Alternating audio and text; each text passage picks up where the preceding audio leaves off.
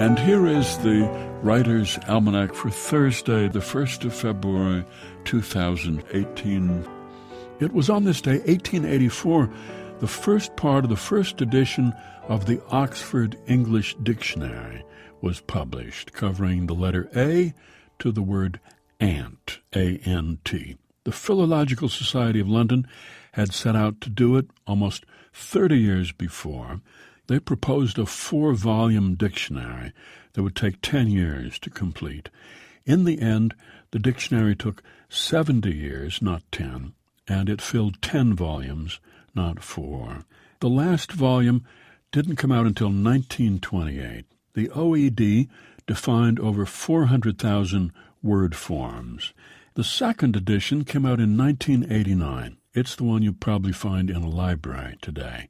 20 volumes, weighs nearly 140 pounds, over 615,000 definitions. And in that 1989 edition, the longest entry is for the verb set, S-E-T, more than 430 ways to use the verb set.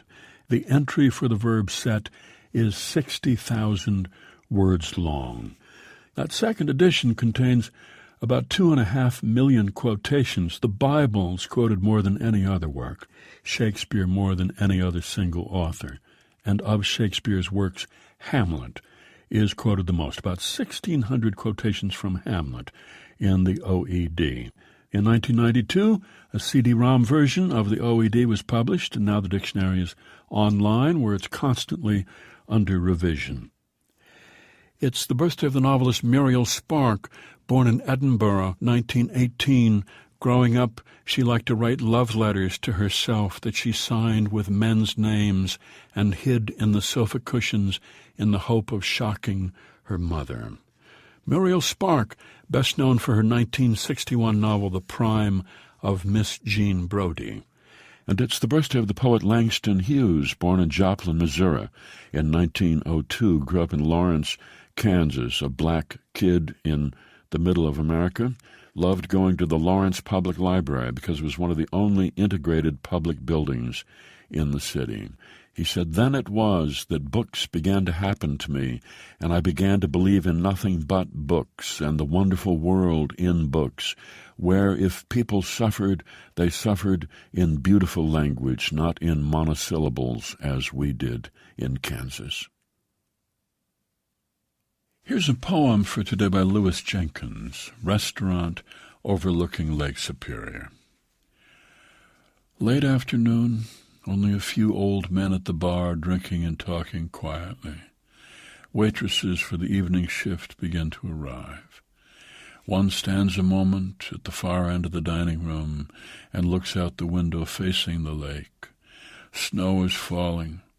The lake is completely obscured, but still customers will ask for tables near the window. A few early diners begin to arrive, then others. Soon the room is filled with sounds, people talking, the rattle of dishes, the waitresses hurrying about. The lake is a great silence beneath all the noise. In their hurry, the waitresses don't look out the window, yet they are, in her service, silent a moment as they fill the glasses with water.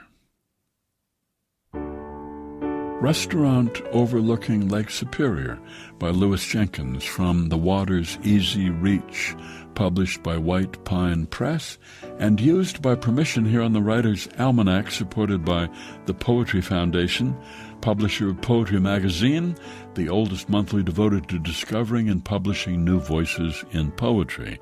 You can browse 100 years of poetry and become a subscriber at poetryfoundation.org. And by Progressive Insurance, working to make progress for more than 75 years. Produced by Joy Biles, engineered by Noah Smith. Be well, do good work, and keep in touch.